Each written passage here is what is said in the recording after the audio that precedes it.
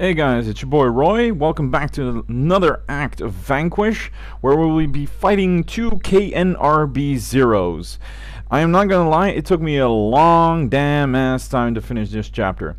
Moving from one house to the other was one part of it, but let me just say it was hard. But let's start off with the first fight. Two rollers and a couple of normal Gorgies and golden Gorgies. Rollers wait until they pop out of their shields and shotgun them in the face. It's not rocket science, even though there is slightly a rocket in our jetpack.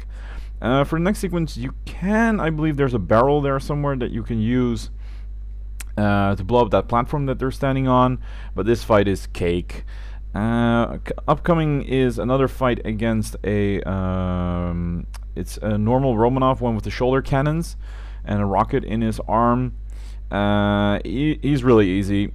Once you get behind him and get a few shotgun blasts in, you can melee stun him and then use some EMPs, because you can bet your ass that you're gonna die in the next fight. So you might as well just use all the ammo and grenades you've got left, because you're gonna lose him anyway.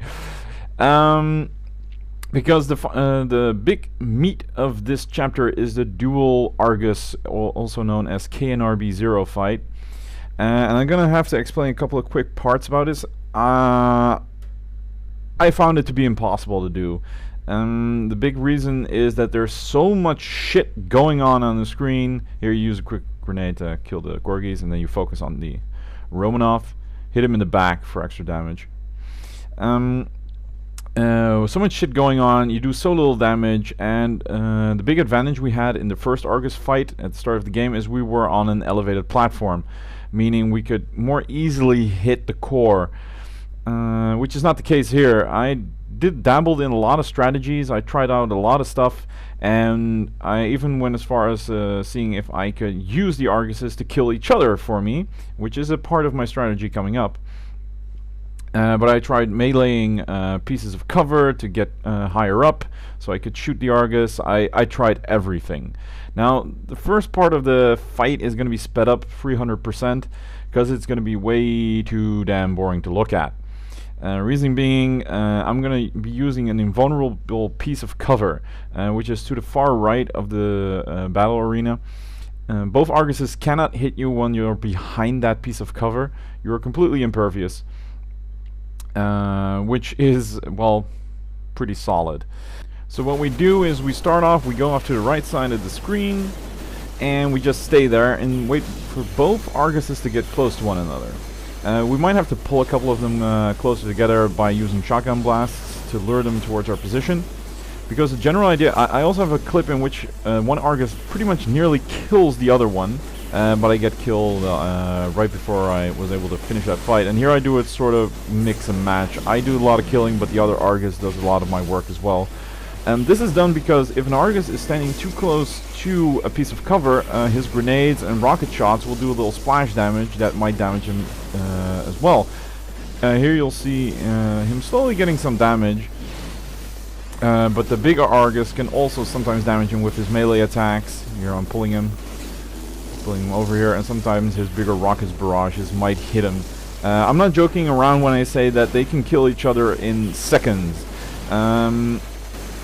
I tried this a bit on hard difficulty first, and over there I managed to get one lucky score in. Here I quickly dodge around to avoid some grenades. You're not completely safe. You can die, for instance those rocket barrages. If one of the Arguses is on the side, you're not safe. You'll die. At least have a big chance to die. So I'm sort of hoping he's going to the right, and here we go. He's to the right, they're both to the right. And now what we're going to do is we're going to wait a little bit. But as you can see, he's already taken about 20% damage of his entire life bar. It's gone because he's hitting himself, and because the other Argus is hitting him as well. Now, this is where the fighting begins. There's a couple of things we have to take care of and take notice of. Most notably being the not the bipedal, but the humanoid form Argus will sometimes do a foot stomp, which will send a shockwave, which will overheat us. This makes a very specific sound effect, which you can use to anticipate this. Just boost dodge through it and you'll be good. Now, one thing you should be noted is behind these barrels their missiles and even bigger shots like the mouth cannon will not be able to penetrate the hitboxes. Then again, your shotgun blasts will, meaning You'll be able to slowly chip away his health. Here, you see me. At first, it's a bit frightening, because you're literally looking death in the eye. So sometimes out of reflex, I dodge out of the way. But here, get a few shots in. The safest part I found to get a shot in is to wait until he does this attack. He might be moving a bit, but it's the his eye is the most stable at that time, and he's the closest, meaning you can be able to get as much shotgun shots, pellets in his face as possible. Now, of course, we're shotgun only, so we only have about 5 rounds left. But there's one permanent shotgun cache. It's on the other side of the map, and that one is always a shotgun. On the other side, on the other hand, you might be able to find a container here or there, but the chances of that are pretty slim. But that one is here. There you have the sound effect. It's a sort of vibrating sound. I have my sound completely like buffed to the max, so I could always hear that sound effect coming.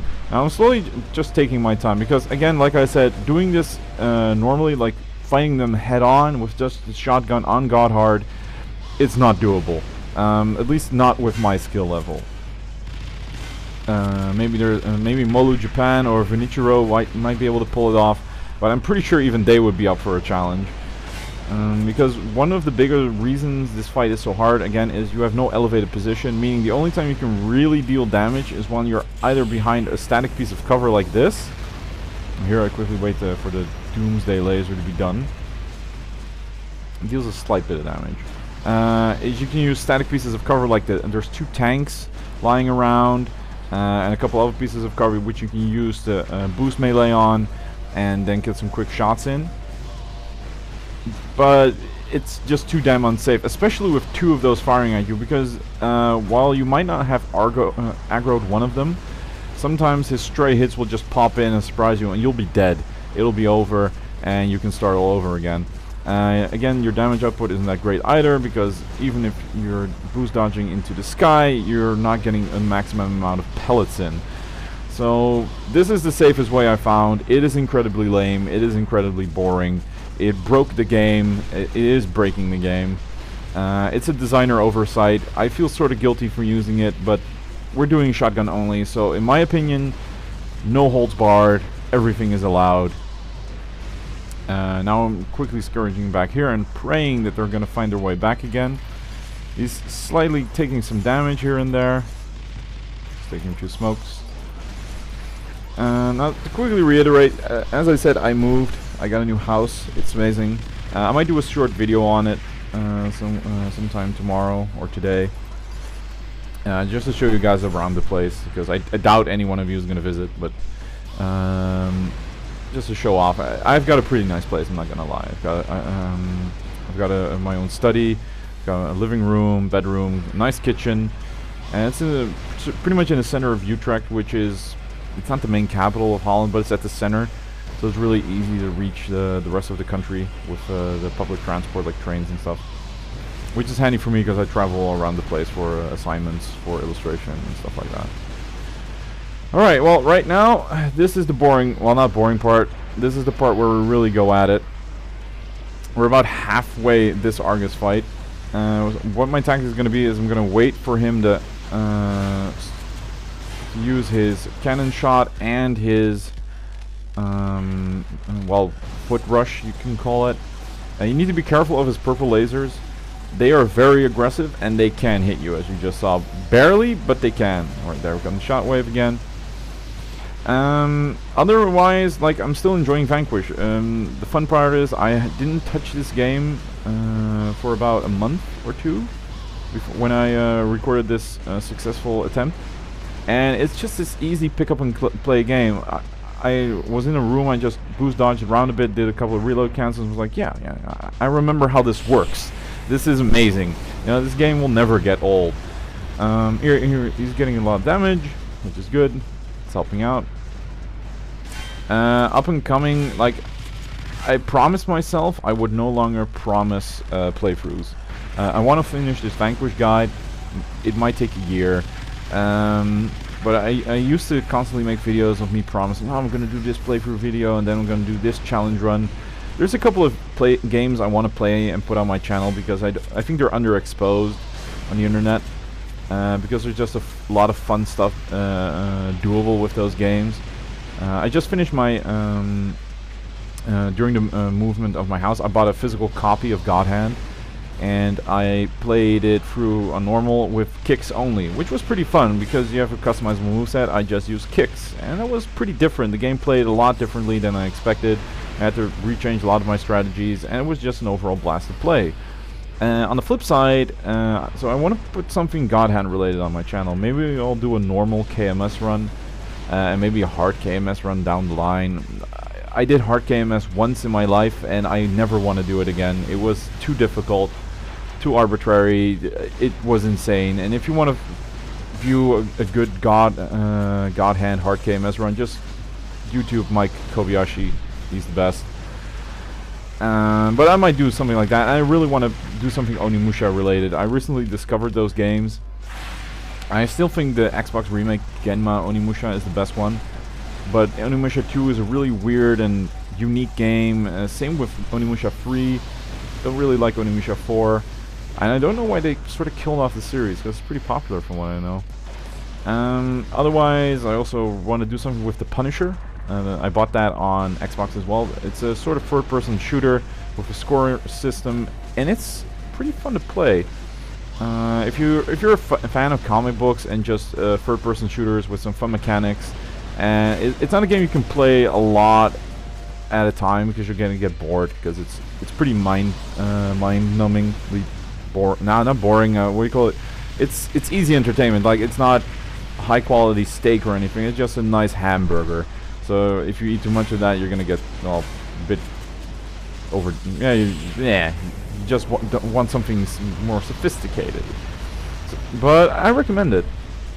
I also, because right now there's a second-hand used video game store, like 40 seconds walk from my front door, and they got cheap stuff. Like, I bought for $10. I bought Final Fantasy X, The Punisher, Tenchu, the first one. Never played it. Max Payne, God of War 1. What else did I buy? I think there were a couple of other ones. Oh yeah, and the first Onimusha. So that's a lot of stuff for just $10, and they were all used, and they were all in good quality. And they also have like NES games and stuff like that for like really cheap, like Super Mario Brothers free for like $3. But it's all on your own risk. Like, they're not sure if they'll work. And if they don't, well, you're not going to get your money back. Right here, I was sort of chickening out, by the way. I only have 5 shots left. And if you've got some bad luck, and if one of those shots, those 5 here, that's one miss. And if they miss, you're pretty much done. So here we have a sort of miss. Now we have 3 shots left. And I'm sort of scared, like, with my kind of luck, it would be like that this piece of cover has like a lot of HP, and then just suddenly breaks and I'm dead. So I'm taking my time. I'm just waiting patiently so we can finally move on to the second Argus fight. Let's see what else is new.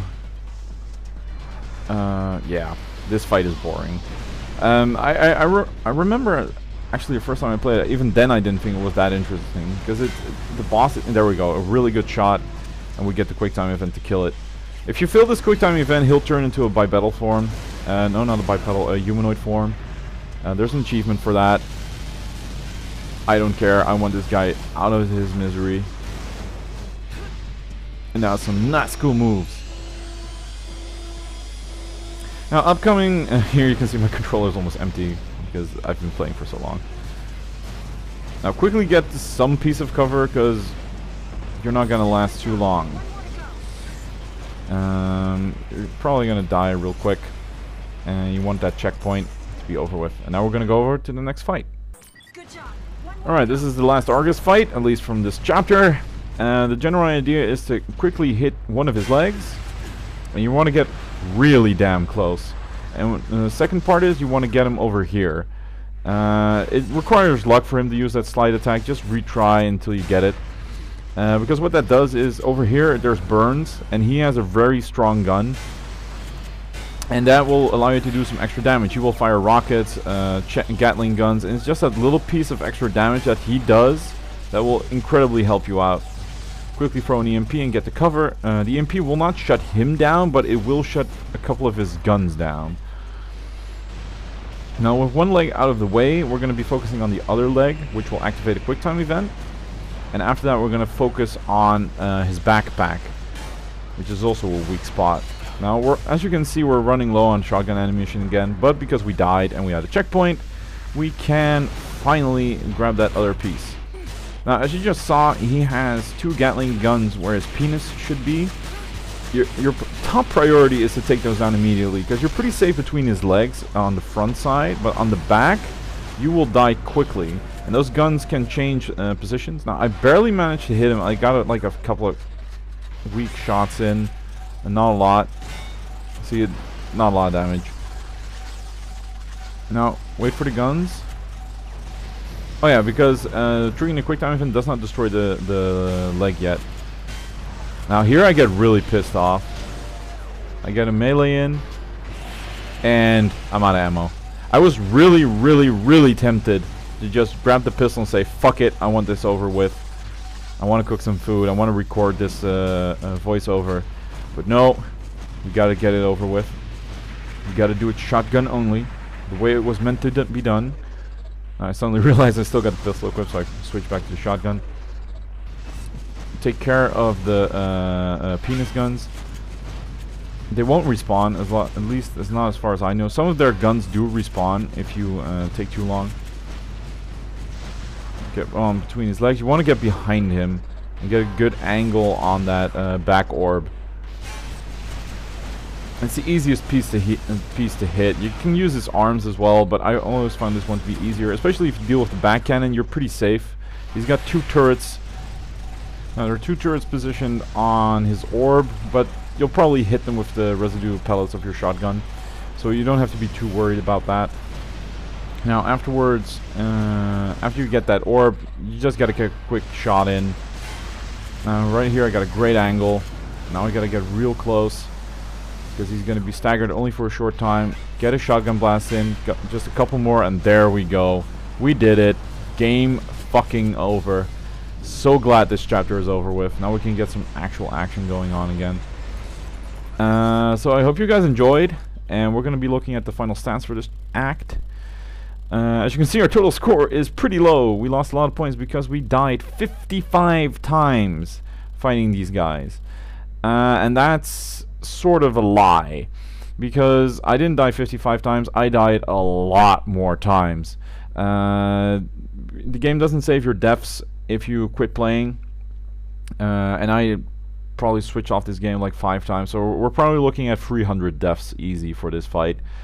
Still, it's a great fight, and I love the game, and I'll see you guys next video.